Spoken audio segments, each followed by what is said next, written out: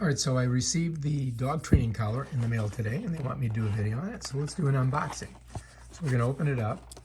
It comes with the dog training user's guide. You're going to need that. This is the remote control itself, and so this has to be charged. You'll see there's a USB port there. It comes with this leash that you hook onto this right here. Cha-ching. Let's set that there. It comes with the actual shocking device, and you'll notice there's little screws on there, so they have some attachments that you can put on there for longer haired dogs. And it has a USB port, so both of these need to be charged.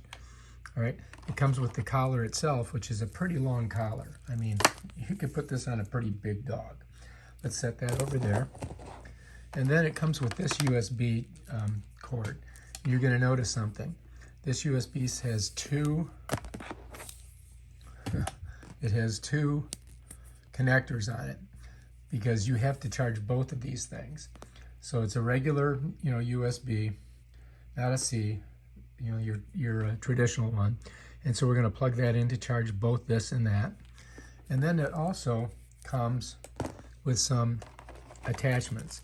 This right here, you put on these two little things right here to protect your dog's skin from shock and abrasion. This thing right here is a tester, which you can test this. I don't even know if there's any. Let's go ahead and, you test it like this once you've got it all charged and everything, and this little light will go on. If you've got a dog with really long hair, you can screw these on there so it gets through the hair to the dog's skin. And then these are the protectors that you can put over these things to protect your dog. And that's basically it. So we have to charge this, and once it's charged up, we'll be ready to go. Once you plug it in, this is going to have a red light that blinks, and once it goes solid, it'll be charged. And this right here has already got a charge on it. This is the on button here. It's also got a walkie-talkie on it, so you can talk to your dog, apparently, and they can hear you. And this is good for up to 1,000 meters, apparently.